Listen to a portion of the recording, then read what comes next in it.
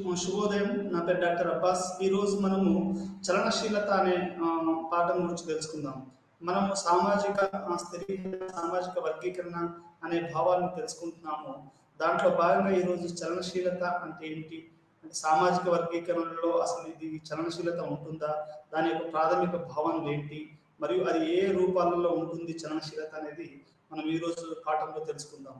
మీ అందరికీ తెలుసు, మానవ నాగరికత ఆదిమ మానవుడి నుంచి 21వ శతాబ్దపు మానవుని వరకు ఈ యొక్క చలనశీలత అనేది లేకపోతే అది మానవ సమాజం అనేది పురోగతి చెందడం అనేది అది దుస్సాధ్యం అని చెప్పుకోవచ్చు.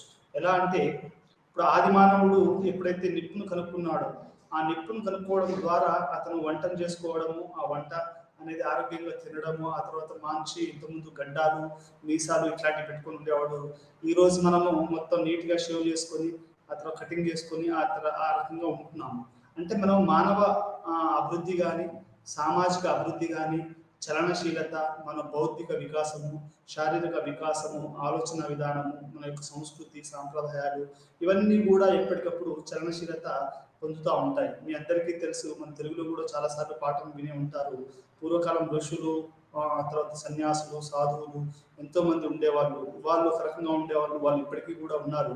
ఇప్పుడు ఆధునిక మానవుడిగా 20వ శతాబ్దంలో మన భారతీయులు, తెలుగు వాళ్ళు ఎంతో మంది అమెరికాలో ఉండి ఈరోజు గూగుల్ సిఇఓలుగా, మిగతా రకరకాల సిఇఓలుగా వాళ్ళు ఈ యొక్క వాళ్ళ జీవితంలో చాలా అత్యున్నతమైనటువంటి శిఖరాలను అందుకోవడం జరిగింది. ఈరోజు సుందర్ పిచ్చై కానివ్వండి, సత్యం నాదెండ్ల కానివ్వండి, ఇందిరా న్యూయి కానివ్వండి, ఆ తర్వాత అమెరికాలో పెద్ద జాబ్ చేస్తున్నటువంటి మన భారతీయులు, లేకుంటే తెలుగు వాళ్ళు, ఇట్లా ఎవరైనా కానీ వాళ్ళందరూ కూడా చిన్న చిన్న గ్రామాల ప్రాంతాల నుంచి, చిన్న చిన్న టౌన్ల నుంచి, ఒక దిగువ మధ్య తరగతి కుటుంబాల నుంచి, లేకుంటే కార్మిక కుటుంబాల నుంచి వచ్చిన వాళ్ళే. అంటే వీళ్ళ జీవితాలు ఏం చెప్తున్నాయి అంటే, ఒక చిన్న కుటుంబంలో, ఒక సాదాసీదా కుటుంబంలో ఏదో పొలానికి పోయి పనిచేసుకునే వ్యక్తులు, అట్లాంటి వ్యక్తులు చదువుకొని పట్టణాలను దాటి, దేశాలను దాటి, ప్రపంచంలోనే అత్యంత నాగరిక దేశమైనటువంటి అమెరికాలో, యూరోప్లో ఈరోజు ప్రవాస భారతీయులు కానివ్వండి, ప్రవాస తెలుగు వాళ్ళు కానివ్వండి, ఈరోజు జీవితంలో అత్యున్నతమైనటువంటి శిఖరాలను వాళ్ళు చేరుకోవడం జరుగుతుంది. దీన్ని మనం ఎట్లా అర్థం చేసుకోవాలి అంటే, ఒక కులంలో పుట్టిన ఒక దళిత అబ్బాయి కానివ్వండి, ఒక బీసీ అబ్బాయి కానివ్వండి, ఒక మైనారిటీ అబ్బాయి కానివ్వండి, ఒక అమ్మాయి కానివ్వండి, వీళ్ళు ఏదైతే గ్రామాల ప్రాంతాలలో, ఒక కులాలలో, ఒక మతాలలో పుట్టడం అనేది జరుగుతుంది. అయితే వీళ్ళు ఏ రకంగా అభివృద్ధి చెందుతారు? ఈరోజు ప్రతి పిల్లలకు కూడా, మీరు పాఠశాల పోయే పిల్లలకి, కాలేజీ పోయే పిల్లలకి, శాస్త్రవేత్తలకి, యూనివర్సిటీ ప్రొఫెసర్లకి అందరూ కూడా అబ్దుల్ కలాం గారి జీవిత చరిత్రని ఒక ఉదాహరణ చెప్తా ఉంటారు. ఎందుకంటే చిన్న గ్రామంలో, తమిళనాడులోని ఒక చిన్న గ్రామంలో పుట్టి అతను ఏరోనాటికల్ సైన్స్ ఇంజనీరింగ్ చేసి దేశంలో ఎన్నోటువంటి మిసైల్స్ రూపకర్త, అదేవిధంగా మానవ హృదయంలో జరిగినటువంటి రక్తనాళాలు గడ్డగడితే స్టెంట్ అనే దాన్ని కూడా అతను కనుక్కోవడం జరిగింది. అంటే ఒక చిన్న గ్రామంలో పుట్టిన ఒక అబ్బాయి ఆ తర్వాత ఏ రకంగా తన జీవితంలో కష్టాలు పడి దేశానికి ఉపయోగపడే ఒక శాస్త్ర పరిజ్ఞానంగా చేసేసి ఆ తర్వాత అతను మానవాళికి ఉపయోగపడ్డాడు, ఆ తర్వాత దేశ అధ్యక్షుడయ్యాడు కూడా అనేది మనకు తెలుస్తా ఉంది. అంటే ఇక్కడ నేను ఎందుకు చెప్తున్నాను వీళ్ళ ఉదాహరణలు అంటే, ఈ చలనశీలత, ఇప్పుడు అదే అబ్దుల్ కలాం గారు, లేకుంటే మిగతా కొంతమంది వ్యక్తులు, ఏదైతే సుందర్ పిచ్చై, వీళ్ళందరూ కూడా అదే గ్రామీణ ప్రాంతాలలో ఉండి చదువుకోకుండా, అదే బర్లగాసి నాట్లేసి, లేకుంటే కూలీ పనికి వెయ్యి 100 రూపాయలు అట్లా అంటే చదువుకోకుండా ఉంటే వాళ్ళకి చలనశీలత అనేది లేదు. అంటే చలనశీలత అనేది మీరు ఏ సమాజంలో కూడా చాలా ప్రముఖమైనటువంటి పాత్ర వహిస్తుంది అనేది చెప్పుకోవచ్చు.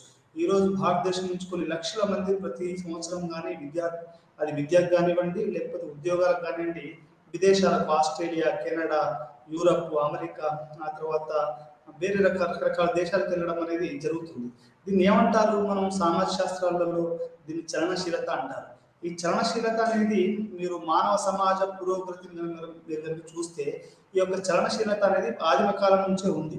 ఆదిమ కాలం నుంచే ప్రజలు నెమ్మదిగా ఇప్పుడు ఈ చలనశీలత అనేది వేగంగా అభివృద్ధి చెందిందని చెప్పుకోవచ్చు. ఈరోజు ఒక కవియో, ఒక పెయింటరో, ఒక మ్యూజిషియనో, ఒక సింగరో, ఒక మంచి నైపుణ్యం కలిగిన ఒక వ్యక్తి ఉంటే అతను యూట్యూబ్లో అతను కనుక పాటలు పెట్టో, లేకుంటే ఇంకేదైనా చేస్తే ఓవర్ నైట్ వాళ్ళు పెద్ద దేశానికి సంబంధించిన ఒక పెద్ద హీరోలు, స్టార్ హీరోలు, లేకుంటే పెద్ద రెమ్యునరేషన్ ఇచ్చే అవకాశం ఉంది. మీకు మంచి ఉదాహరణ చెప్తాను. రేణు మండల్ అనే ఒక ఆ భిక్షను అంటే బెంగాల్లో భిక్షాటన చేసే రేణు మండల్ ఈరోజు ఆమె గొంతు కోకిలలాగా ఉండడము, అది ఎవరో ఒక యువకుడు దాన్ని షూట్ చేసి యూట్యూబ్లో పెట్టడము, కానీ అది కొన్ని లక్షల వ్యూస్ను అది గ్యాదర్ చేయడం, ఆ తర్వాత బాలీవుడ్లో ఆమెకు అవకాశం రావడము, ఈరోజు ఒక భిక్షగతిగా ఉన్నటువంటి రేణు మండల్ ఈరోజు కోటీశ్వరులై బాంబేలో పాటలు పాడడం జరుగుతుంది. అంటే దీన్ని ఏమనాలి అంటే చలనశీలత అంటారు. ఒక బెగ్గర్ నుంచి కోటీశ్వరులైన వాళ్ళు ఉన్నారు. అదే కోట్లాది జీవితాలలో బతికి ఒక బెగ్గర్గా అంటే ఒక బిచ్చగానిగా కూడా మారిన వాళ్ళు ఉన్నారు. మీరు కనుక హైదరాబాద్ నిజామ్స్ కుటుంబాలను చూస్తే వాళ్ళు ఒకప్పుడు ప్రపంచంలో కోటీశ్వరులు, కానీ వాళ్ళు ఈరోజు పరిస్థితి ఏంటి? ఈరోజు చాలా దిగజారిపోయారు. అదేవిధంగా ఎంతో మంది రాజులు వాళ్ళు తమ యొక్క రాజ్యాన్ని కోల్పోయి వాళ్ళు భిక్షగానులుగా మారారు. మీ అందరికీ నేను చిన్నప్పుడు చదువుకున్నటువంటి ఒక పాఠం చెప్తాను. రంతిదేవుడు అనే ఒక పాఠం ఉండేది. మా ఊర్లో మేము దీక్షకుంట గ్రామంలో చదువుకునేటప్పుడు, వరంగల్లో దీక్షకుంట గ్రామంలో చదువుకున్నప్పుడు మా ప్రతి బడిలో పిల్లలకి అప్పుడు ఒక పాఠం ఉండేది, మోరల్ క్లాస్ ఉండేది. అదేంటి అంటే రంతిదేవుడు అనే ఒక పాఠం ఉండేది.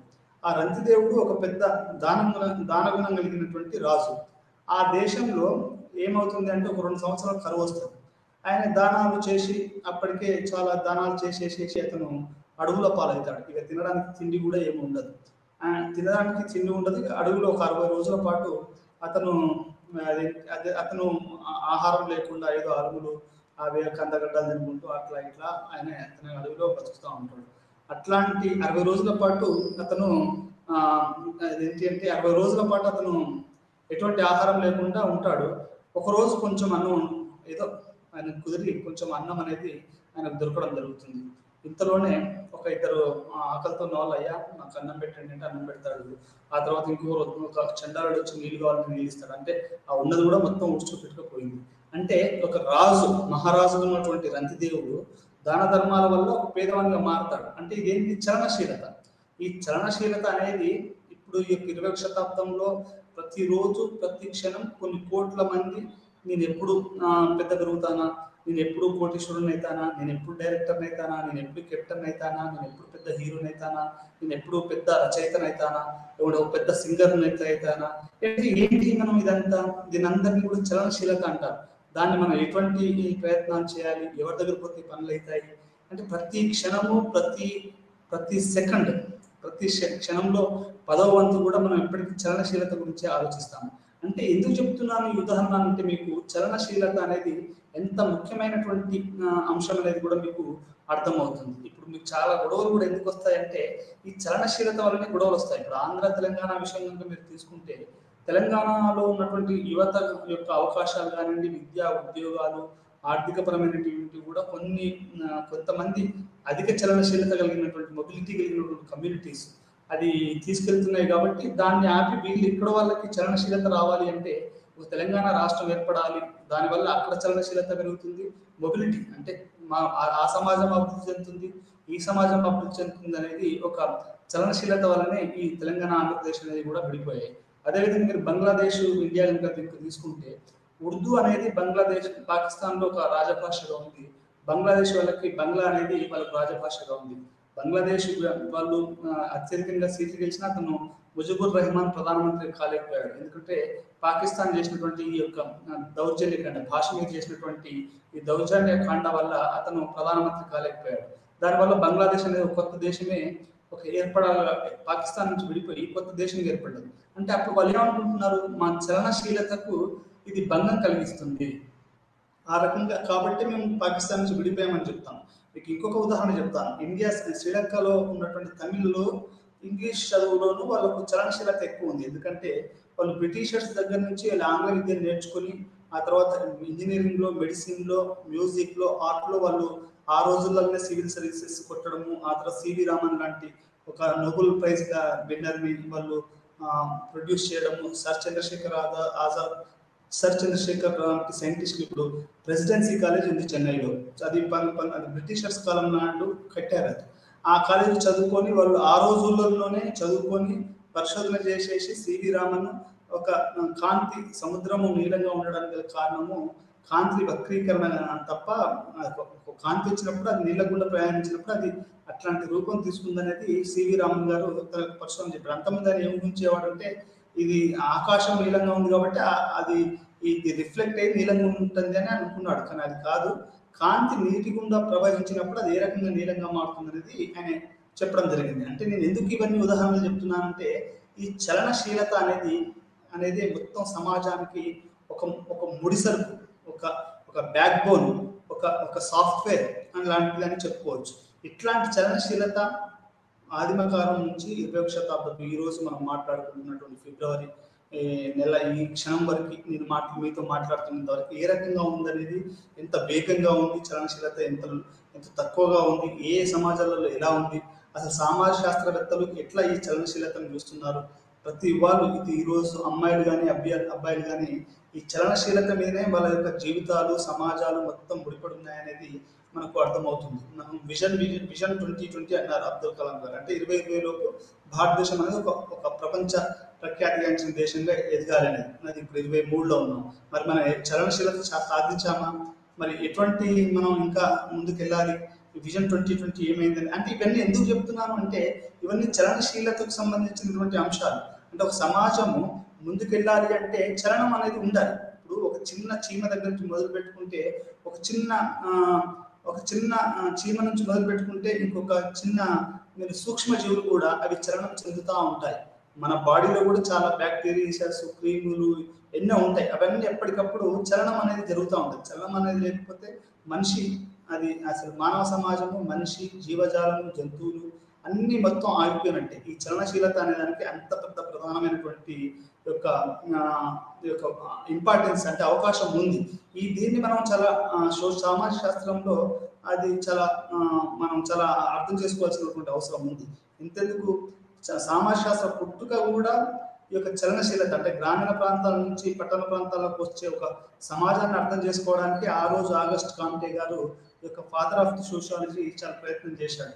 అంటే ఈ రకంగా ఈ యొక్క సమాజ చలనశీలం ఏ రకంగా ఉంటుంది, భారతదేశంలో ఎలా ఉంది, యూరోప్లో ఎలా ఉంది, అమెరికాలో ఎలా ఉంది, మన తెలుగు సమాజాలలో ఎట్లా ఉంది, పల్లెటూళ్ళలో ఎట్లా ఉంది, సిటీలలో ఎట్లా ఉంది, ఆడవాళ్ళలో ఎట్లా ఉంది, మిగతా వాళ్ళలో ఎట్లా ఉంది, వేరే కులాలలో ఏ రకంగా సామాజిక చలనశీలత ఉంది, పెళ్లిలు ఏ విధంగా సామాజిక చలనశీలత దారితీస్తాయి, లేకపోతే ఈ పెట్టుబడిదారి విధానం అనేది అసలు సామాజిక చలనశీలతకు దారితీస్తుందా, లేకపోతే సామాజిక చలనశీలతను దెబ్బతీస్తుందా అనేది కూడా మనకు సిద్ధాంతాలు ఉన్నాయి. మరి కమ్యూనిస్ట్ సమాజం ఏ రకంగా సామాజిక చలనశీలతను చూస్తుంది, వాళ్ళ కమ్యూనిస్ట్ సమాజం అంటే అది ఒక క్లోజ్డ్ గ్రూప్, అంటే ఒక దాంట్లో ఎవరికి ఎంటర్ గారు అనే ఒక ఆలోచన ఉంది. మరి ఇది నిజమేనా? అసలు కమ్యూనిస్ట్ సమాజంలో చలనశీలత ఉంటుందా? దాంట్లో స్త్రీల పరిస్థితి ఏంటి, దళిత పరిస్థితి ఏంటి, ట్రైబల్స్ పరిస్థితి ఏంటి, మైనారిటీస్ పరిస్థితి ఏంటి, మానవ హక్కుల పరిస్థితి ఏంటి, ఇట్లాంటివన్నీ కూడా అసలు కమ్యూనిస్ట్ సమాజంలో ఎలా ఉంటుంది, లేకుంటే పెట్టుబడిదారి సమాజంలో ఎలా ఉంటుంది అనేది మనకి చలనశీలత అనే ఒక దాంట్లో మనము తెలుసుకోవడం జరుగుతుంది. దీంట్లో రకరకాల కొలతలు అంటే దీని రూపాలు ఉంటాయి. చలనశీలతకు రకరకాల రూపాలు ఉంటాయి. అదేవిధంగా దీంట్లో రకరకాలైనటువంటి కొలతలు అంటే మనం ఏ రకంగా కొలవచ్చు. ఒక కూలీవాడు 200 రూపాయలు కూలీ చేసేవాడు 2 కోట్లు సంపాదించాడు అనుకోండి, అది చలనశీలతనే. కానీ దాన్ని మనం కొలవాలి. ఏ రకంగా అతను అయ్యాడు, ఏ రకంగా అతను అభివృద్ధి చెందాడు, ఏ రకంగా సామాజిక చలనశీలత పొందాడు, వాళ్ళ తండ్రి ఏం చేసేవాడు, వాళ్ళ చదువు ఏంటి, ఈయన చదువు ఏంటి, ఈయన ఏ రకమైనటువంటి వ్యాపారం చేశాడు, లేకపోతే ఇంకేం చేశాడు, దాంట్లో న్యాయంగా సంపాదించాడా, అన్యాయంగా సంపాదించాడా, ఈ చలనశీలత మరి ఆ సమాజం అతను ఒప్పుకుందా, మరి కుల సమాజము, మత సమాజం అక్కడ ఇది ఏ రకంగా ఉంటుంది. ఇట్లా ఈ చలనశీలత యొక్క రూపాలను మనం మాట్లాడుకోవాలి.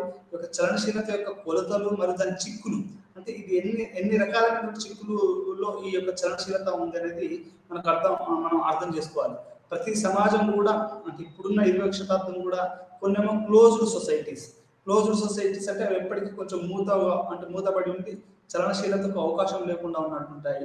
ఇప్పుడు ఉదాహరణకి కమ్యూనిస్ట్ దేశాలు కొరియా లాంటివి, లేకపోతే ఆఫ్ఘనిస్తాన్ ఒక మతపరమైనటువంటి రాజ్యాలు కానీ ఇవన్నీ క్లోజ్డ్ అంటే అక్కడ చలనశీలత ఏ రకంగా ఉంది, మొబిలిటీ ఏ రకంగా ఉంది, ఒక మనిషి తనకు అనుకున్నట్టు చేయొచ్చా అనేది కూడా ఇక్కడ మనము దాని చలనశీలత కొలతలు మరియు దాని యొక్క చిక్కులను మనం హైలైట్ చేయాలండి. ఈ యొక్క పాఠంలో మనం మాట్లాడుకోవాలి.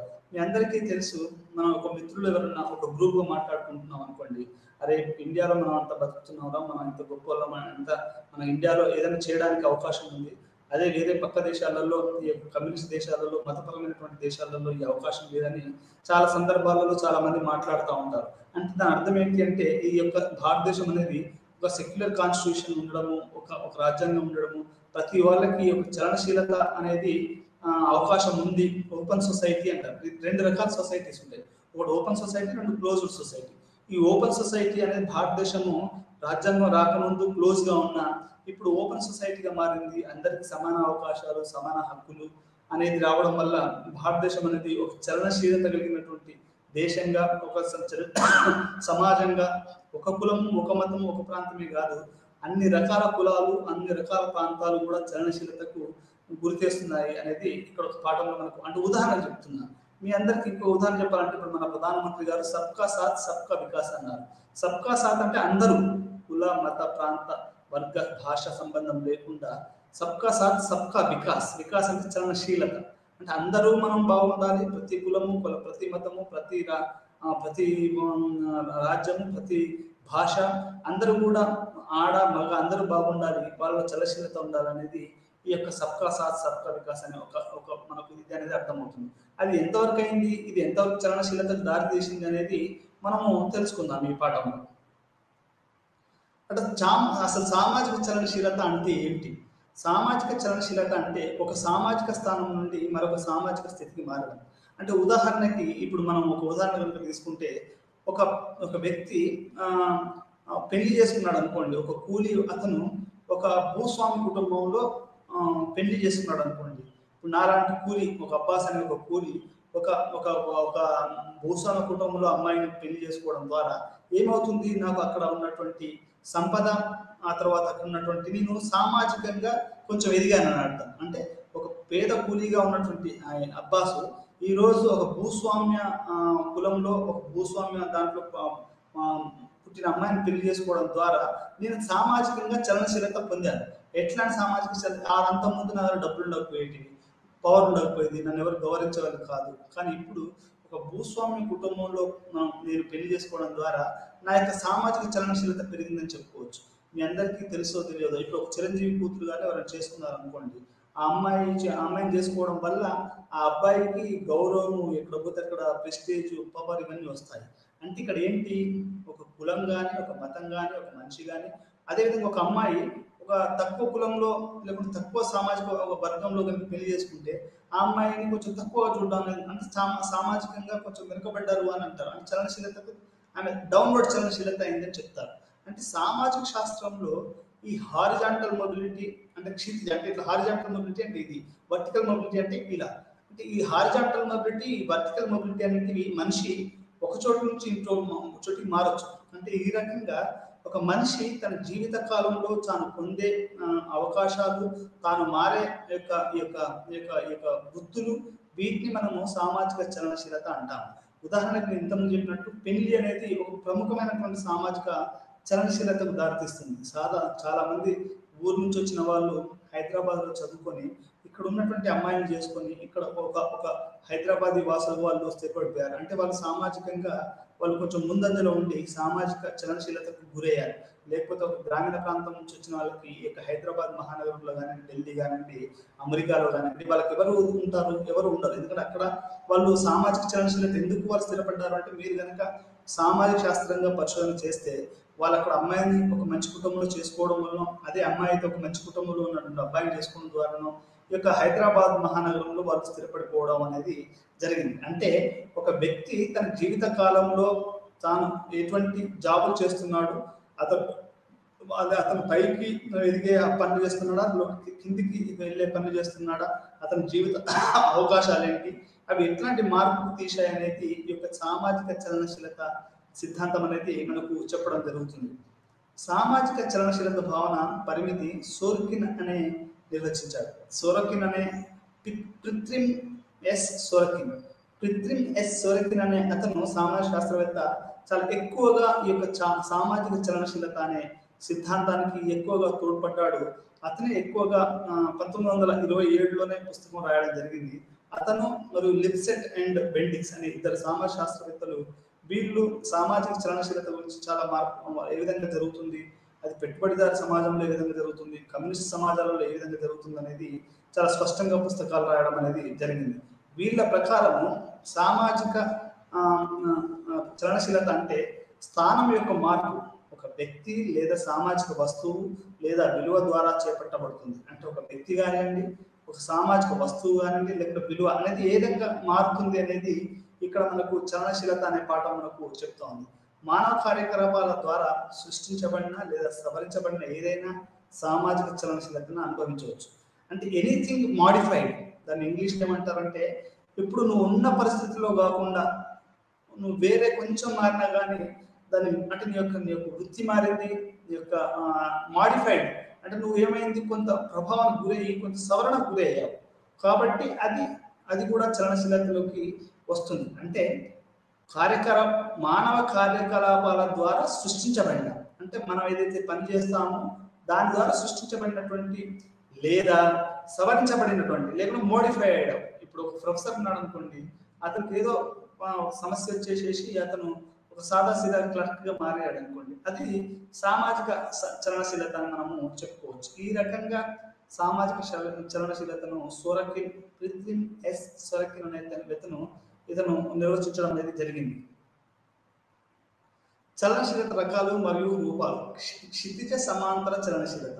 క్షితిజ అంటే ఇట్లా అంటే ఈక్వల్, హారిజాంటల్ అనేది మనకు క్షితిజ సమాంతర చలనశీలత. దాన్ని ఇంగ్లీష్లో హారిజాంటల్ సోషల్ మొబిలిటీ అంటారు.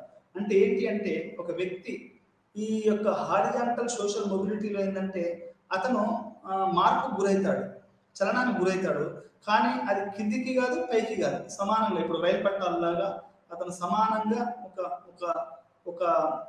ఒక మార్పుకు గురవడం జరుగుతుంది. దీన్ని హారిజాంటల్ మొబిలిటీ అంటారు. హారిజాంటల్ మొబిలిటీ అంటే ఏంటంటే ఒక వ్యక్తి తాను ఒక జాబ్ నుండి ఇప్పుడు మెథడిస్ట్, ఇప్పుడు క్రిస్టియన్స్ ఉన్నారు అమెరికాలో, అతను క్యాథలిక్ అయి ఉంటాడు అనుకోండి ఉదాహరణకి, ఆ క్యాథలిక్ మెథడిస్ట్ గా మారాడు అనుకోండి, దాంట్లో పెద్ద మార్పు ఏముందండి. ఇప్పుడు ఒక క్యాథలిక్ భక్తుడు తాను ఏమయ్యాడు మెథడిస్ట్ అని, అంటే దాంట్లోనే ఇంకొక దాంట్లోకి మారాడు అంతే. అంటే దాంట్లో అతను ఎక్కువ కాలేదు తక్కువ కాలేదు, ఒక క్రిస్టియన్ మతంలోనే ఉన్నటువంటి ఒక సామాజిక సమూహం నుండి వేరే సామాజిక సమూహానికి అతను మారాడు. అంటే ఏంటి, అతను హారిజాంటల్ మొబిలిటీ అని మనం చెప్పుకోవచ్చు. అదేవిధంగా మీకు ఒక బ్యాంక్ మేనేజర్ ఉన్నాడు అనుకోండి, ఎస్బీఐ బ్యాంక్ మేనేజర్, లేకపోతే ఇగ్నో డైరెక్టర్స్, లేకపోతే ఇంకెవరో ఉన్నారనుకోండి, ఇట్లాంటి వాళ్ళు కూడా ఇక్కడ డైరెక్టర్ అంటాడు, ఇంకొక చోటకి ట్రాన్స్ఫర్ అయ్యి అక్కడ కూడా ఇగ్నో డైరెక్టర్ అనుకోండి, దాంట్లో మార్పు ఏముందండి. అది కూడా ఏంటంటే అది హారిజాంటల్. దీన్ని ఏమంటారంటే క్షితిజ సమాంతర చలనశీలత. చాలా వరకు గవర్నమెంట్ దాంట్లో ఉన్న వాళ్ళు కొంచెం ప్రమోషన్స్ రావచ్చు రాకపోవచ్చు, వాళ్ళు ఇట్లా ట్రాన్స్ఫర్స్ అవుతా ఉంటారు. ఇప్పుడు మీరు టీచర్స్ కూడా చూడండి, గవర్నమెంట్ టీచర్స్ కానివ్వండి, గవర్నమెంట్ ప్రొఫెసర్స్ కానివ్వండి, ప్రొఫెసర్స్ కాదు టీచర్స్, కానిస్టేబుల్స్, ఎస్ఐలు, ఈ యొక్క మిగతా అదే ఎంఆర్ఓ ఆఫీస్లో పనిచేసే వాళ్ళు, ఇట్లా రాష్ట్ర ప్రభుత్వ కేంద్ర ప్రభుత్వ ఉద్యోగస్తులందరూ కూడా వాళ్ళు రకరకాల హారిజాంటల్ మొబిలిటీ అంటే ఒక బ్రాంచ్ నుంచి ఇంకొక బ్రాంచ్కి ఇట్లా మారుతూ ఉంటారు. ఉదాహరణకి ఇంకొకటి ఏంటంటే, ఇప్పుడు మీరు నోకియా సెల్ ఫోన్ కంపెనీ హైదరాబాద్లో మీరు ఒక చిన్న సేల్స్ మేనేజర్గా ఉన్నారనుకోండి, మీ సేల్స్ మేనేజర్ను మీరు విజయవాడకు బ్రాంచ్కి, ఎందుకంటే ఇక్కడ ఎక్కువ పోటీ ఉండడం వల్ల మిమ్మల్ని విజయవాడకు బ్రాంచ్కి మీకు సేల్స్ మేనేజర్గా మిమ్మల్ని మార్చవచ్చు. అంటే అప్పుడు ఏమవుతుంది, ఇక్కడ సేల్స్ మేనేజరే, మీరు విజయవాడలో కూడా సేల్స్ మేనేజరే, మీరు మీ స్థాయి తగ్గలేదు, మీ స్థాయి ఎక్కువ కాలేదు. దీన్ని ఏమంటారంటే క్షితిజ సమాంతర చలనశీలత అంటారు. ఈ చలనశీలత అనేది ఉంది, కానీ అది ఎక్కువ కాలేదు తక్కువ కాలేదు. దీన్ని మనము క్షితిజ సమాంతర చలనశీలత అని చెప్పొచ్చు. ఇది సమాజ శాస్త్రంలో ఏంటంటే ఇది ఒక అంశంగా అనలిటికల్, అంటే ఒక మనం మాట్లాడుకోవడానికి అంతగా అంటే మనం డిస్కస్ చేయడానికి పనికొస్తుంది కావచ్చు, కానీ ఒక సామాజిక శాస్త్ర పరిశోధనలో దీంట్లో అంత ఫోకస్ లేదు. ఎందుకంటే వర్టికల్ మొబిలిటీ అని ఉంది, అంటే మనకు వేరే రకాలైనటువంటి చలనశీలత మీద ఎక్కువ సామాజిక శాస్త్ర పరిశోధనలు జరిగాయి, దానివల్ల ఎక్కువగా సమాజానికి కూడా ఉపయోగం ఉంటుంది. మీరు అందరూ గమనించాల్సిన పని ఏంటి అంటే, మన పరిశోధన కూడా సమాజానికి పనికొచ్చేది, ఆ తర్వాత మొత్తం సమాజ మార్పుకి చలనశీలతకు ఉపయోగపడే చేయాలి తప్ప ఇవి ఏది పడితే అది పరిశోధన చేస్తే దానివల్ల సమాజానికి ఏం ఉపయోగపడ ఉండదు, సమాజ చలనశీలతకి ఏం ఉపయోగపడదు, అదే చేసిన పరిశోధన చేసిన వ్యక్తికి కూడా పెద్దగా అది ఏమి ఉపయోగపడదు. ఈ రకంగా క్షితిజ సమాంతర చలనశీలత అంటే ఒక ఒక ఒక ఒక ఒక ఒక బ్యాప్టిస్ట్ నుంచి మెథడిస్ట్‌గా మారడం. అదేవిధంగా భార్య లేదా భర్త విడాకులు మరియు పునర్వివాహం ద్వారా చేయడం. ఇప్పుడు ఒక వ్యక్తి ఒక ఒక కపుల్ ఉన్నారనుకోండి. ఇప్పుడు ఒక కపుల్‌గా వాళ్ళు విడిపోయి ఇప్పుడు సమంతను నాగ చైతన్య విడిపోయారు. సమంత ఇంకొక మ్యారేజ్ చేసుకున్నారు. ఆ తర్వాత నాగ చైతన్య ఇంకొక మ్యారేజ్ చేసుకున్నారు అనుకోండి. ఆ పునర్వివాహం అనేది వాళ్ళు ఒక వివాహం నుండి ఇంకొక వివాహానికి మారారు తప్ప అసలు దాంట్లో పెద్దగా అదేంటి అది ఒక చలనశీలత అంటే హారిజాంటల్ క్షితిజ సమాంతర చలనశీలత అంటారు. లేదా ఒక కార్మికుడు ఉన్నాడు అనుకోండి. ఆ కార్మికుడు బిహెచ్ఎల్ నుంచి వేరే దానికి మారాడు అనుకోండి. అదే సేమ్ వృత్తి ఉంటుంది, అదే పనులు ఉంటాయి.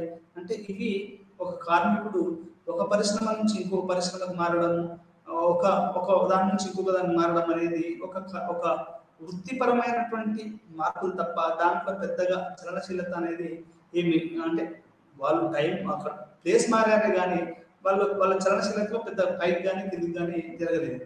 ఒక కార్మికుడు ఒక పరిశ్రమ నుంచి ఇంకో పరిశ్రమకు మారడం, భార్య భర్తలు విడాకులు తీసుకుని వేరే ఇప్పుడు నరేష్ ఉన్నాడు, 4 పెళ్లి చేసుకున్నాడు.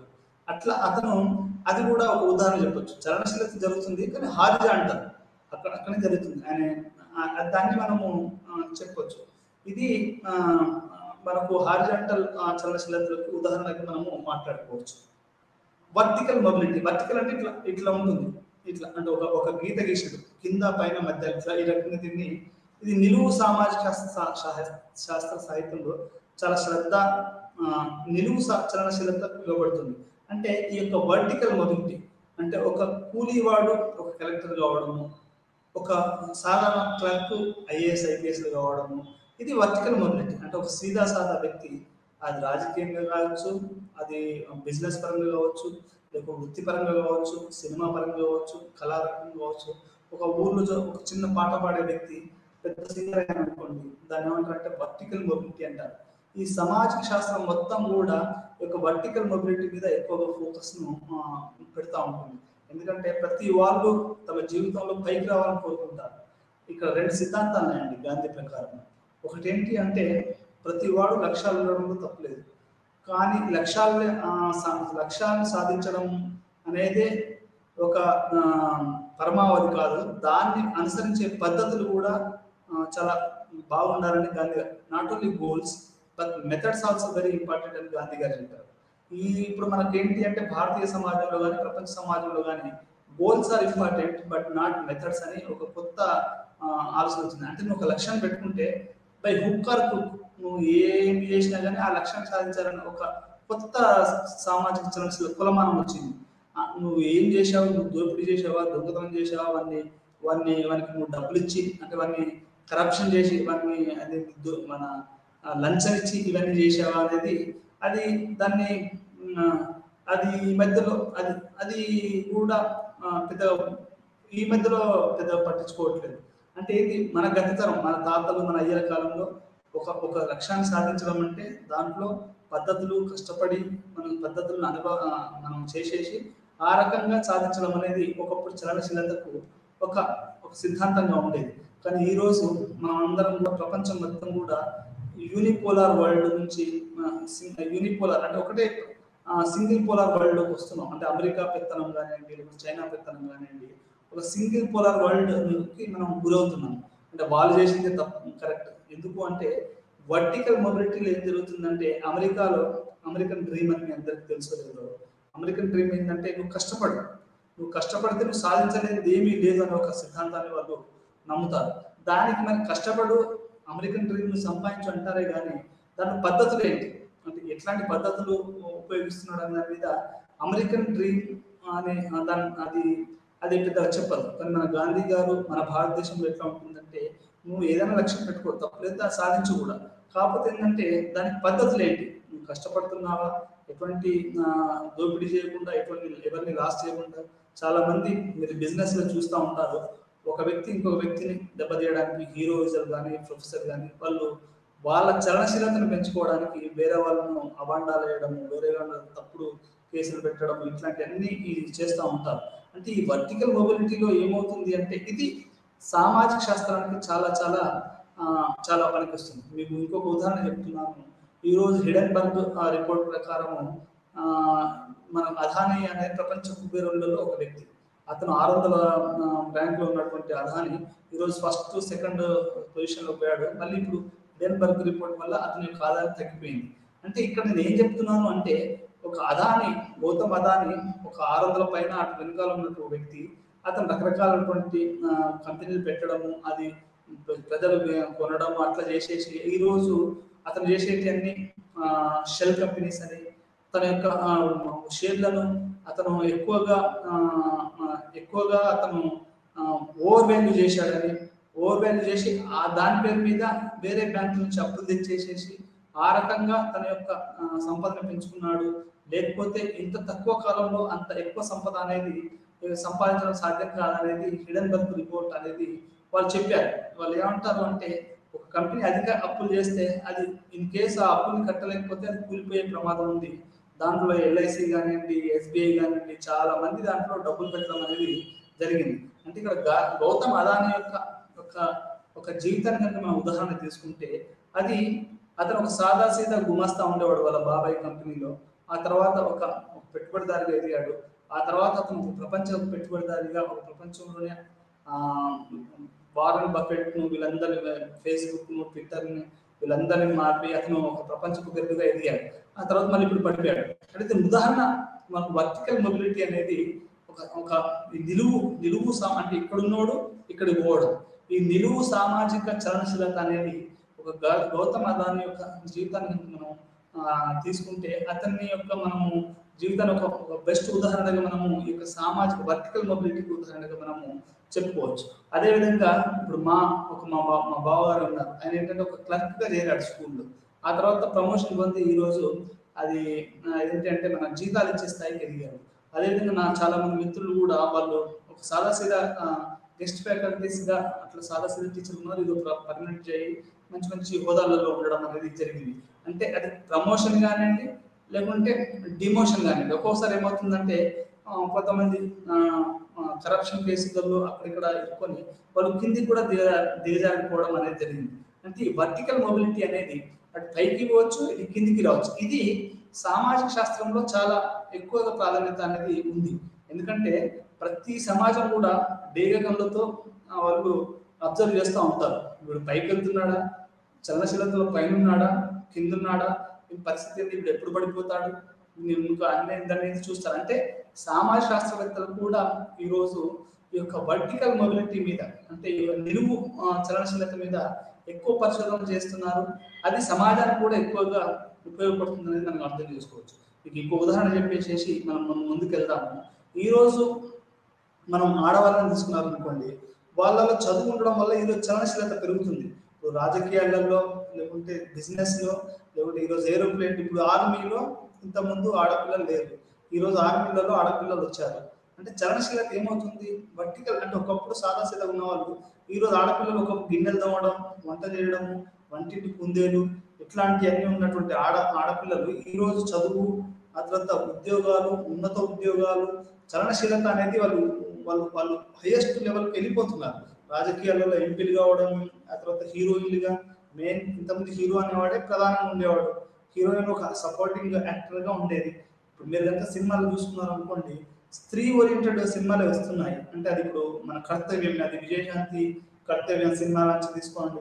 ఆ సినిమాలో ఆ హీరోయినే పెద్ద ప్రధానమైనటువంటి హీరోయిన్, దాంట్లో హీరో పాత్ర పెద్దగా లేదు. అంటే ఇక్కడ ఏంటి అంటే ఒక హీరోయిన్ ఓరియంటెడ్ సినిమా రావడం, అంటే హీరోయినే అన్ని కథనం చలనశీలతకు. అంటే ఇది ఒకప్పుడు హీరోలో ఉండేవాళ్ళు. మీరు పాత సినిమాలు చూసుకుంటే అది హాలీవుడ్ కానివ్వండి, బాలీవుడ్ కానివ్వండి, తెలుగు కానివ్వండి, హీరోనే సెంటర్కి రావట్లేదు. కానీ ఈ రోజులలో స్త్రీలో చలనశీలత పెరిగింది, చదువు పెరిగింది, హీరోయిన్లు వాళ్ళు అవుతున్నారు, సెకండరీ హీరోలు అవుతున్నారు. ఇప్పుడు మీరు కొత్తగా వచ్చిన కొన్ని సినిమాలు మీరు చూస్తే, ఇప్పుడు అరుంధతి సినిమా ఉంది. అరుంధతి సినిమా మొత్తం తెలుగు సమాజంలో కొన్ని కోట్ల రూపాయలు సాధించింది. ఎందుకు సాధించిందంటే ఒక స్త్రీ ప్రధాన పాత్రగా ఆమె కనుక లీడర్షిప్ తీసుకుంటే అది ఏమవుతుంది అనేది ఆ సినిమా. 3 ఏంజల్స్ అనే సినిమా, ఇట్లా ఫెమినిస్ట్ సినిమాలు అంటే స్త్రీవాద సినిమాలు రావడము, ఇట్లా ఇవి అంటే ఇది ఎందుకు ఉదాహరణ చెప్తున్నాను అంటే మీరు అనుకోవచ్చు నేను ఒక పక్షపాత ధోరణితో మాట్లాడుతున్నాను. పక్షపాత ధోరణి కాదు, మారుతున్న సమాజానికి అనుగుణంగా ఈ సమాజం ఎట్లా చలనశీలత కలుగుతుంది అనేది ఉదాహరణ మాట్లాడుకుంటున్నాం మనం. మనం అవుననుకున్నా కాదనుకున్నా అది జరగబోయే మార్పు. ఇప్పుడు మనం ఒకప్పుడు లింగి కట్టుకొని వీళ్ళు ఊర్లలో చిన్న నిక్కర్లు వేసుకుని ఉండేవాళ్ళు. కానీ ఈరోజు ప్యాంట్లు, షర్ట్లు, కోట్లు, బూట్లు, బండ్లు ఇట్లాంటివన్నీ తెలుసుకొని మొత్తం చలనశీలతకు గురయ్యాం. ఇది ఒక ఏదైతే ఇది ఏ రకంగానైతే ఒక సామాజిక వాస్తవమో అదే రకంగా స్త్రీలు వాళ్ళు ఎదుగుదల అనేది కూడా ఒక సామాజిక ఒక వాస్తవికత. దీన్ని మనం నిలువు సామాజిక మార్పు అని చెప్పుకోవచ్చు.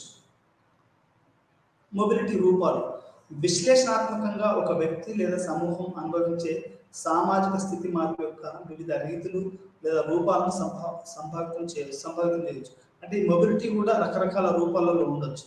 అమెరికన్ సొసైటీ నుండి డ్రాయింగ్ లక్ష్యాలను పి సోరకిన్ పేర్కొన్నాడు. అంటే మనం అమెరికన్ సమాజంలో చూస్తే ఈ యొక్క వర్టికల్ మొబిలిటీ ఏ రకంగా జరుగుతుంది, అది ఆర్థిక పరంగానైనా కానివ్వండి, రాజకీయ పరంగా కానివ్వండి, వృత్తిపరంగా కానివ్వండి, ఈ చలనశీలత ఏ రకంగా ఉంది.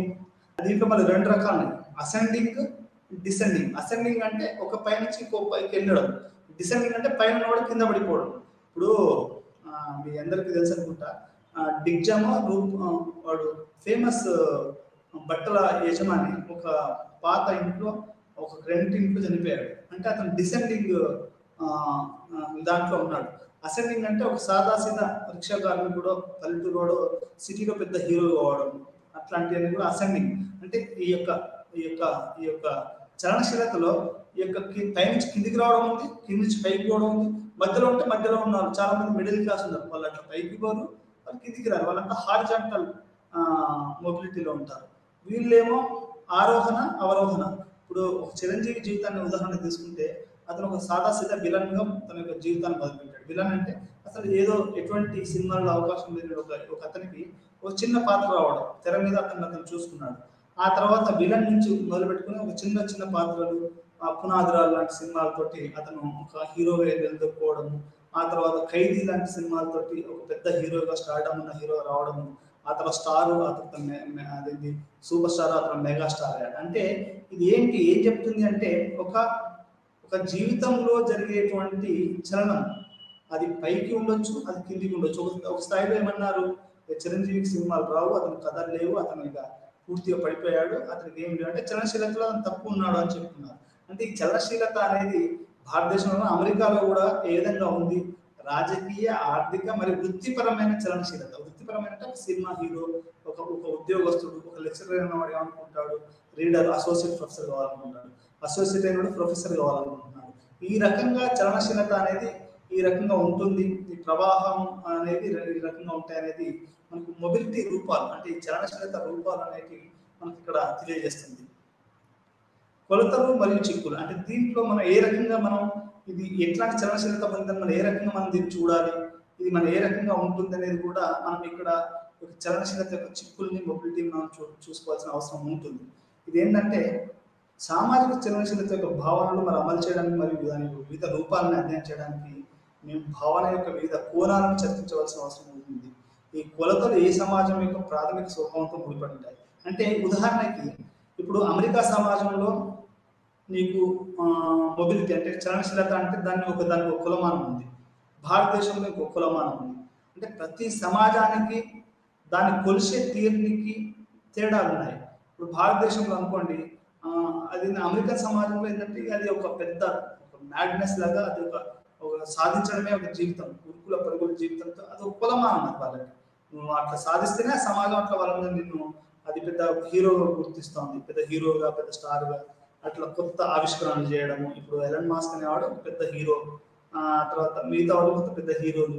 ఎందుకంటే వాళ్ళు చేసినటువంటి రాబోయే రోజులలో ఈ యొక్క ఫ్యూయల్ ఎట్లా ఉంటుందంటే, అతను ఏమన్నాడు అంటే ఎలన్ మాస్క్ మొత్తం కూడా గ్రీన్ ఎనర్జీ, ఆ తర్వాత సోలార్ ఎనర్జీ. ఎందుకంటే ఇప్పుడున్న మనకున్న అది బొగ్గు, ఆయిల్ ఇవన్నీ కూడా మొత్తం పోతాయి, అప్పుడు మొత్తం మనం గ్రీన్ ఎనర్జీ మీద, ఆ తర్వాత ఈ సోలార్ ఎనర్జీ మీద ఆధారపడి ఉంటుందని చెప్పి అతను ఈ యొక్క పెట్రోల్ లెస్ కార్లని, సోలార్ కార్లను కనుక్కోవడము, అది క్లిక్ కావడము, అతను కొన్ని కోట్ల రూపాయలు తప్పాయి. అంటే అతను విజనరీ. అంటే ఈ రకంగా అతను పెద్ద పెద్ద కోటీశ్వరుడు అయ్యాడు. ఈరోజు ఫేస్బుక్ను ట్విట్టర్ను కొనుక్కొని అతను సమాజాన్ని చేస్తున్నాడు. అంటే ఇది మొబిలిటీ, వాళ్ళ వాళ్ళ కొలమానం. అంటే నువ్వు సాధించాలి, కొత్త దాన్ని ఆవిష్కరించాలి. అప్పుడు యాపిల్ కంప్యూటర్ ఉంది.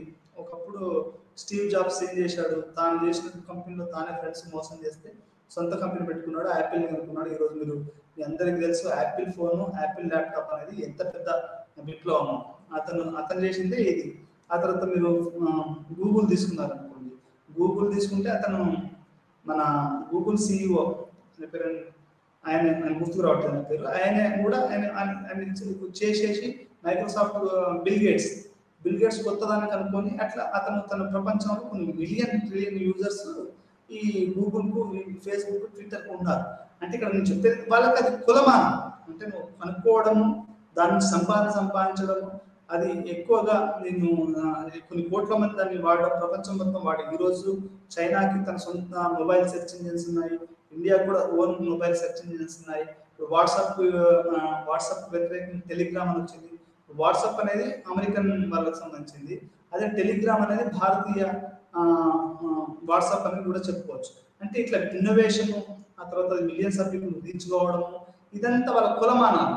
ఇప్పుడు మన భారతదేశంలో అనుకోండి, భారతదేశంలో ఇప్పుడు అది ఈ సమాజము ఇన్నోవేషన్స్ దారితీస్తుంది. ఇప్పుడు ఇంతకుముందు ఒక చిన్న పరిశోధన చేయాలంటే అది కొంతమంది ఉన్నత వర్గాల వాళ్ళు, ఉన్నత కులాల వాళ్ళు మాత్రం చేయడం. సివి రామన్ లాంటి వాళ్ళు అట్లా. ఎందుకంటే వాళ్ళ నాన్నే ఫిజిక్స్ ప్రొఫెసర్, ఆయన పరిశోధన చేసి ఆ రోజుల్లోనే ఆయన విదేశీ పత్రికలకు, విదేశీలో ఉన్నటువంటి మన మ్యాగజైన్స్ కి ఆయన ఆర్టికల్ వ్యాసాలు రాయడం జరిగింది.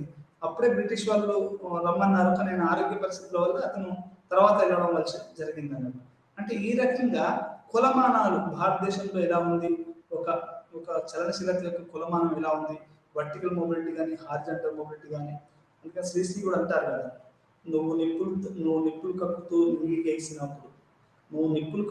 నింగికేసినప్పుడు బలీయమన్న జనమే, నువ్వు నిప్పులు కక్కుతూ నింగికేసినప్పుడు బలీయమన్న జనమే, నువ్వు రక్తం కక్కుతూ నేల కొరిగినప్పుడు చిప్పు అన్నారు. అంటే నువ్వు పైకి పోయినా కొద్ది సూపర్ అబ్బా సార్ చాలా సూపర్, పలానా ఎల్ఐ సార్ చాలా సూపర్, ఆయన బాగా పాటలు చెప్తాడు, బాగా అది చేస్తారు. అట్లా కాదు ఏదో ఒక రోజు నాకు గొంతు పోయో, అదే ఆరోగ్యం బాగాలేకుండా పాఠాలు చెప్పారు, మొదటి నుంచి అంతేనే లేజీ ఫీలో ఇట్లాంటి అని చెప్తాను. అంటే దీని అర్థం ఏంటి అంటే, నిప్పులు కక్కుతూ నేను నింగికేసినప్పుడు బలీయమన్న జనమే, ఏ జనమైతే నువ్వు సూపర్ అన్న జనమే, నేను రక్తం కక్కుతూ నేల కొరిగినప్పుడు, అంటే నేను రక్తం చిల్లు, నాకు ఆరోగ్యం బాగాలేక రక్తం కమ్ముతుంటే వీడు చిక్కు అని అన్నారు. అంటే వీడు ఇంతే, వీడు బతికింతే, వీడు ఇంట్లో ఉంటాడు, వీడు పెద్ద మారడు. అంటే ఈ కులమానాలు, ఈ భారతీయ సమాజంలో కులమానాలు ఎలా ఉంటాయి, అమెరికా సమాజంలో కులమానాలు ఎలా ఉంటాయి, యూరోప్లో కులమానాలు ఎలా ఉంటాయి, ఆఫ్రికాలో ఎలా ఉంటాయి, ఒక సమాజాన్ని, ఒక మనిషి యొక్క ఎదుగుదలను, కింద పడిపోవడాన్ని ఇట్లాంటి కొలతలతో చూస్తుంది. వానికి ఒక కింద పడిపోతే వానికి కూడా సపోర్ట్ ఉన్నారా? ఎంతో మంది అనాథలు మన హుస్సేన్ సాగర్లో పడి చనిపోయారు. సినిమా పరిశ్రమలో కూడా ఎంతో మంది మనకు అవపడే వాళ్ళు, కొంతమంది సక్సెస్ వల్లే అవపడతారు. 99% మంది ఒక 100 సినిమాల్లో 1-2 సినిమాలో హిట్ అయితే మిగతా అన్ని కూడా ఫ్లాప్ అవుతాయి. అంత ఆల్మోస్ట్ సక్సెస్ రేట్ 1-2% ఎక్కువ ఉండదు, అది సిఏలో కానీ సినిమాలో కానీ. అంటే వీళ్ళంతా ఎక్కడ పోతున్నారు? వీళ్ళందరూ కూడా చలనశీలత అయిపోయి హుస్సేన్ సాగర్లో చాలా ఫ్యామిలీ ఇప్పుడు పిచ్చోళ్ళు అయిపోయి అట్లా సమాజంలో రకరకాలుగా చదువుకొని అట్లా వాళ్ళు అన్ని వదులుకొని చనిపోయిన వాళ్ళు ఉన్నారు. చదువులో కూడా చాలా కొద్ది మంది మాత్రమే ఉన్నత కులాలు వాళ్ళు మాత్రం పెద్ద ప్రొఫెసర్ గారు. చాలా మంది దళిత భోజన వర్గాల నుంచి వచ్చిన వాళ్ళు సాదాసీద జీవితాలతో చదువుకున్నా కానీ ఉపయోగం లేకుండా రోడ్ల మీద పిచ్చోళ్ళుగా కొంతమంది తిరిగిన వాళ్ళు ఉన్నారు, పెద్దవాళ్ళు అయిన వాళ్ళు కూడా ఉంటారు. అంటే ఈ కులమానాలు ఏంటి? భారతదేశంలో డబ్బు సంపాదించడము, లేకపోతే అది ఒక కులమానం భారతదేశంలో. అమెరికా ఇంకో కులమానం ఉంటుంది, అక్కడ యూరోప్లో ఇంకో కులమానం ఉంటుంది. అక్కడ ఎవరైనా ఫెయిల్ అయితే వాళ్ళకు కొంత ప్రభుత్వ సహాయం అందించడం ఇట్లాంటివి కూడా జరుగుతూ ఉంటాయి. భారతదేశంలో ఇట్లాంటివి అనేవి ఉండవు. అంటే ఒక్కొక్క సమాజంలో ఒక్కొక్క కులమానం ఉంటుంది, ఒక్కొక్క మొబిలిటీకి ఎక్కువ పేడ తక్కువ పేడ ఇట్లా రకరకాల కోణాలలో ఉంటుంది. ఇది మనము ఈ సామాజిక శాస్త్రంలో అతిపెద్ద ఒక పరిశోధన భాగంగా మనం చెప్పుకోవచ్చు ఈ యొక్క మొబిలిటీని. ఇక్కడ మొత్తం అంటే ఈ మొత్తం ఇప్పుడు మనం ఏదైతే చెప్తున్నాం 2 రకాల మొబిలిటీస్ ఉంటాయి. ఒకటి ఇంట్రా జనరేషనల్ మొబిలిటీ, ఇంకోటి inter generational mobility. Intra generational mobility అంటే ఏంటంటే, ఒక వ్యక్తి తన జీవిత కాలంలో పొందిన అవకాశాలు, పొందిన మార్పుల్ని ఇంటర్ ఇంట్రా జనరేషనల్ మొబిలిటీ అంటారు. అంటే ఉదాహరణకు నేను ఉన్నాను అనుకోండి, నేను ఒక కూలీవాణి, ఒక దీక్షకుంటున్న కూలీవాణిగా, ఒక పంచర్ లతుకునే వాణిగా అక్కడి నుంచి మొదలు పెట్టుకుంటే నా జీవితము పాస్ కావడము, అట్లా చేయడము, ఆ తర్వాత ఒక ఫెలోషిప్ సాధించడము, డాక్టరేట్ కావడము, ఇది ఆ తర్వాత ఒక చిన్న తాత్కాలిక అధ్యాపకంగా పనిచేయడం అనేది ఇది ఒక నా జీవిత కాలంలో జరిగినటువంటి ఒక చలనశీలత. దీన్ని మనము ఇంట్రా జనరేషనల్ మొబిలిటీ అంటాం. ఇంటర్ జనరేషనల్ మొబిలిటీ అంటే ఏంటంటే ఒక నేనే కాదు, మా తాత ఏం చేసేవాడు, మా నాన్న ఏం చేసేవాడు, ఆ ప్రభావం నా మీద ఎలా ఉంది, అది నా మీదనే కాదు. భారతదేశంలో ఏ ఉదాహరణ తీసుకున్నా కానీ ఇప్పుడు బిల్ గేట్స్ వాళ్ళ నాన్న టీచర్, ఆ తర్వాత ఎలన్ మస్క్ వాళ్ళ నాన్న పరిస్థితి నాకు తెలియదు, సత్యం నారాయణ వాళ్ళ నాన్న కూడా టీచర్ అని విన్నాను. అంటే ఒక కుటుంబంలో ఒక వ్యక్తి, ఒక అమ్మాయి కానీ అబ్బాయి కానీ జీవితాన్ని మనం తీసుకుంటే వాళ్ళ తాతలు, తండ్రులు, అతను, ఈ 3 జనరేషన్స్ అంటే 3 తరాల కనుక మనం పరిశీలిస్తే అది అది అతని యొక్క సామాజిక చలనశీలతను మనం అర్థం చేసుకునే అవకాశం ఉంది. అంటే ఇప్పుడు మా తాత ఉన్నాడు అనుకో, అతను చిన్న బిజినెస్ మ్యాన్. ఏదో బిజినెస్ మ్యాన్ అంటే ఈ యొక్క బిల్డింగ్ చుట్టి ఆకుల నుంచి మా నాన్న కూడా దాని కంటిన్యూషన్. నేను చదువుకొని బయటకు వచ్చాను. అంటే ఒక జనరేషన్ నా జీవితమే అటు ఇంటర్ జనరేషనల్ మొబిలిటీకి, ఇంటర్ జనరేషనల్ మొబిలిటీకి ఒక ఒక ఉదాహరణ చెప్పుకోవచ్చు. ఎందుకంటే ఒక గ్రామీణ ప్రాంతం ఒకటి నేను ఆ చైన్ కొట్టేశాను. అంటే ఆ చైన్ తెంపేసి ఒక వేరే మార్గాన్ని అనుకుని ఒక కొత్త మొబిలిటీకి దాచేశాను. అంటే ఉదాహరణ చెప్తున్నాను. అంటే ఒక వ్యక్తి తన జీవిత కాలంలో పొందిన అవకాశాలు, అతను పైకి ఎదిగాడా కిందికి ఎదిగాడా అనేది ఇంటర్ జనరేషనల్ మొబిలిటీ.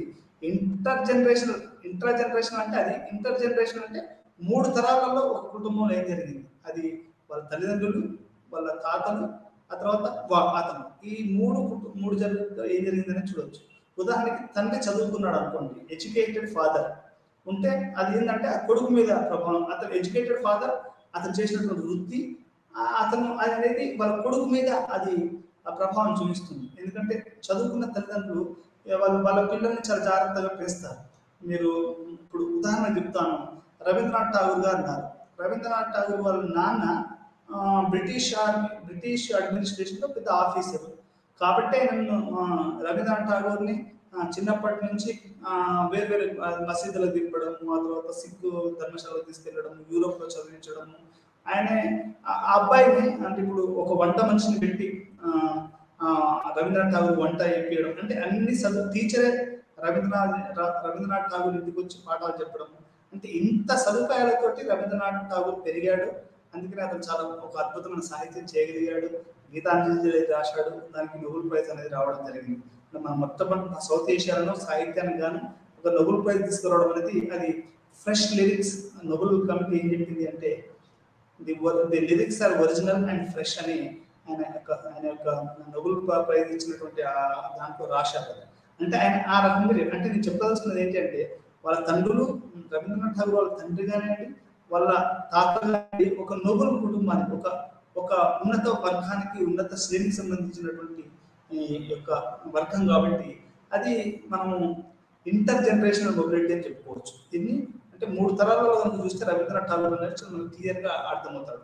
ఈ రకంగా సామాజిక అధ్యయన చలనశీలలో సమాజాన్ని అధ్యయనం మొబిలిటీ పరిధి అంటే ఇది ఏ రకమైన వ్యక్తులు సామాజిక స్థాయిలో పైకి కానీ కిందికి వెళ్ళినప్పుడు వారు ఒకటి లేదా అనేక స్టార్టర్ల ద్వారా ప్రయాణించవచ్చు. అంటే రకరకాల దాని నుంచి ప్రయాణించవచ్చు. ఈ విధంగా కవర్ చేయబడిన సామాజిక దూరాన్ని పరిధి అనే పదం ద్వారా సూచిస్తారు. అంటే రేంజెస్, ఎట్లాంటి రేంజెస్లలో అతను రేంజెస్ ఏ రేంజ్లో, మనం బండి నడుపుతుంటే 30 రేంజ్లో నడుపుతున్నాం, 40, 60, 80, 100లో నడుపుతాం కొంతమంది కార్లు. అంటే ఏ రేంజ్లో బండిని మనం స్కూటర్ కానివ్వండి, కారు కానివ్వండి, విమానం కానీ నడుపుతున్నామో అది అట్లే సమాజంలో కూడా మనిషి ఏ పరిధిలో అతను ఆర్థికంగా, సామాజికంగా, రాజకీయంగా, కళారూపంగా ఎదుగుతున్నాడు అనేది చాలా ప్రధానంగా మనకు ఈ పరిధి అనేది ఉంటుంది. అంటే రేంజెస్ ఆఫ్ సోషల్ మొబిలిటీ ఉంటుంది. అంటే స్లోగా పెరుగుతున్నాడా లేకుంటే చాలా హై స్పీడ్లో పెరుగుతున్నాడా అనేది కూడా మనకు మొబిలిటీ పరిధిలు ఉంటాయి. డౌన్వర్డ్ మొబిలిటీ అంటే ఏంటంటే దీనికంటే ముందు మీకు ఇంకొకటి చెప్పాలి. డౌన్వర్డ్ మొబిలిటీ కంటే ముందు కూడా ఈ మొబిలిటీలో ఇంకొక 2 రకాల మొబిలిటీస్ ఉన్నాయి. ఏంటి అంటే ఒక మనిషి తన జీవిత కాలంలో సెలెక్టెడ్ మొబిలిటీ అని కూడా చెప్పవచ్చు. అంటే ఒక ఒక సమాజంలో ఉన్నత వర్గాల వాళ్ళు పెట్టిన పోటీ పరీక్షలలో నెగ్గి ఒక పేద వ్యక్తి, ఒక సాదాసీదా వ్యక్తి ఒక ఉన్నత వర్గంగా అటు మొబిలిటీ చెందే అవకాశం ఉంది. దాన్ని సెలెక్టెడ్ మొబిలిటీ అంటారు. ఇంకొక చలనశీలత అంటారు. అంటే సెలెక్టెడ్ అంటే మనం ఎన్నుకోబడ్డ చలనశీలత అని చెప్పుకోవచ్చు. ఇంకొక రకమైనటువంటి చలనశీలత ఉంది. అదేంటి అంటే స్పాన్సర్డ్ చలనశీలత. అంటే ఒక వ్యక్తి ఇంకొక వ్యక్తిని స్పాన్సర్ చేయడం, అంటే అతన్ని సపోర్ట్ చేసి అతన్ని మనం ముందుకు నడిపేయడం. ఉదాహరణకి హైదరాబాద్లో నిజాం క్లబ్ ఉందనుకోండి. హైదరాబాద్లో నిజాం క్లబ్లో మీరు ఒక మెంబర్ కావాలనుకోండి. అది ఏంటంటే చాలా పెద్ద ఉన్నత వర్గాల వాళ్ళు, నిజాం కుటుంబం వాళ్ళు పెట్టారు. అది ఇంకా కోటేశ్వరులు, పెద్ద పెద్ద ప్రొఫెసర్లు, సమాజంలో పెద్ద పెద్ద పత్రికలు వాళ్ళు దాంట్లో మెంబర్షిప్ ఉంటుంది. అలా కాక ఇప్పుడు మీరు కొత్తగా ఒక దాంట్లో నన్ను ఇంట్రొడ్యూస్ చేయాలనుకోండి, లేకుంటే ఇంకెవరినన్నా దాంట్లో మెంబర్షిప్ కావాలంటే అది సాధ్యం కాదు. ఆల్రెడీ నిజాం క్లబ్లో ఉన్నటువంటి ఒక వ్యక్తి నిన్ను పరిచయం చేసేసి అతను కనుక నీకు సపోర్ట్ చేస్తే దాంట్లో నువ్వు ఒక మెంబర్గా వెళ్ళే అవకాశం ఉంటుంది. అంటే ఈ రకంగా స్పాన్సర్డ్ మొబిలిటీ, ఆ తర్వాత ఎలిట్ సెలెక్టెడ్ మొబిలిటీ అనేది కూడా 2 రకాల. అంటే చలనశీలత అనేది ఒక మనిషి ఈ రకంగా కూడా చలనశీలత అనేది పొందే అవకాశం ఉంది. ఇంకొకటి ఏంటంటే మొత్తం చలనశీలత అనేది అసలు ఏ రకంగా ఉంటుంది. పెట్టుబడి సమాజంలో ఎలా ఉంటుంది, పెట్టుబడిదారు సమాజంలో మనలో అందరూ అనుకుంటారు ఇవ్వడండి ఈ రోజులలో. అంటే ఈ రోజులలో డౌన్వర్డ్ మొబిలిటీ ఉంది, అప్వర్డ్ మొబిలిటీ ఉంది. సాధారణంగా చాలా మంది ఏమనుకుంటారంటే పెట్టుబడిదారు అనుకోవడం, మన పరిశోధన ఏం చెప్తున్నాయంటే పెట్టుబడిదారు సమాజం అనేది చాలా ఓపెన్ సొసైటీ. ఓపెన్ సొసైటీ అంటే అది అది మనకు విడదీసి పడి ఉండి, లేకుంటే అది ఓపెన్ అంటే అది తెరిచిన సమాజము అని, క్యాపిటలిస్ట్ తెరిచిన సమాజము అని. తెరిచిన సమాజం అంటే ఎవరు ఏదైనా కష్టపడి సంపాదించవచ్చు అని అంటారు. కానీ మనకు శాస్త్రవేత్తలు ఏం చెప్తున్నారంటే, ఇప్పుడు యాంథనీ గిడెన్స్ అని ఆయన ప్రపంచంలోనే అతిపెద్ద సామాజిక శాస్త్రవేత్త. అతను బ్రిటిష్ ప్రధానమంత్రి కూడా తెరిచి ఉన్న సమాజం పెట్టుబడిదారు సమాజం అని అంటారు. కానీ ఎంతవరకు ఇది తెరిచి ఉంది, ఇది ఎంతవరకు నిజంగానే అందరికి అవకాశాలు ఉన్నాయా, మరి అందరూ అట్లా ఈ తెరిచి ఉన్న సమాజంలో కష్టపడితే నిజంగానే మనిషి పైకి ఎదగవచ్చు అనేది చాలా అది అది అది అంత సాధ్యం కాదనేది మనకు యాంథనీ గిడెన్స్, ప్రముఖ సమాజ శాస్త్రవేత్త అయినటువంటి యాంథనీ గిడెన్స్ ఏం చెప్తున్నాడంటే, అమెరికాలో బ్రిటన్ లాంటి దేశాలలో 20% వరకు పెట్టుబడిదారు 20% మంది ప్రజలు డౌన్వర్డ్ మొబిలిటీలో ఉన్నారు. డౌన్వర్డ్ మొబిలిటీ అంటే వాళ్ళు కిందికి దిగజారుతున్నారు. ఎట్లా అంటే, మీ నాన్న టీచర్ అనుకోండి, కనీసం వాడు ఒక టీచర్ కావాలి కదా, కానీ కూలీగా ఉన్నాడు అనుకోండి. అది 20% వరకు ప్రజలు, అంటే వాళ్ళు లండన్ లాంటి దేశంలో, యూకే లాంటి దేశంలో డౌన్వర్డ్ మొబిలిటీలో ఉన్నారనేది మనకు యాంథనీ గిడెన్స్ చేసినటువంటి సర్వేలో కానివ్వండి, ఆయన చేసినటువంటి పరిశోధనలో తెలిసింది. ఇంటర్ జనరేషన్ మొబిలిటీ కూడా సాధారణ. ఈ ధోరణి చాలా తరచుగా మానసిక సమస్యలు మరియు ఆందోళనతో ముడిపడి ఉంది. దీనివల్ల ఏమవుతుందంటే, మీకు యూకేలో, యూరోప్లో ఏంటంటే ఈ డౌన్వర్డ్ మొబిలిటీ ఉండడం వల్ల మానసిక సమస్యలు ఎక్కువైపోయి ఆత్మహత్యలు చేసుకోవడం, లేకుంటే స్కూళ్ళలో షూటింగ్ చేస్తూ ఉంటారు. అప్పుడప్పుడు ఎవడో ఒకడు మానసికంగా ఆందోళన, వాడు జాబ్ పోయి ఉంటుంది. మీరు ఆ షూటింగ్ చేసిన పిల్లల్ని చంపిన వాళ్ళు కానీ ఇంకా చంపిన చూడండి, వాడిని జాబ్ పోవడము, ఇక వాడిని ఎవడో దిక్కు లేకుండా చేయడము, వాడు పిచ్చ తయారైపోయి ఈ యొక్క పిల్లల్ని చంపడము, వేరే వాళ్ళని చంపడం జరుగుతుంది. ఈ డౌన్వర్డ్ మొబిలిటీ అనేది అంటే ఒక మనిషి తాను తీసుకున్నటువంటి, అది కాకుండా అతను కిందికి దిగజారితే అతను ఒక మానసికమైనటువంటి దానికి గురయ్యి అతను అది చేసే అవకాశం ఉంది. ఇది మానసిక సమస్యలకు దారితీస్తుందని మనకు అర్థమవుతుంది.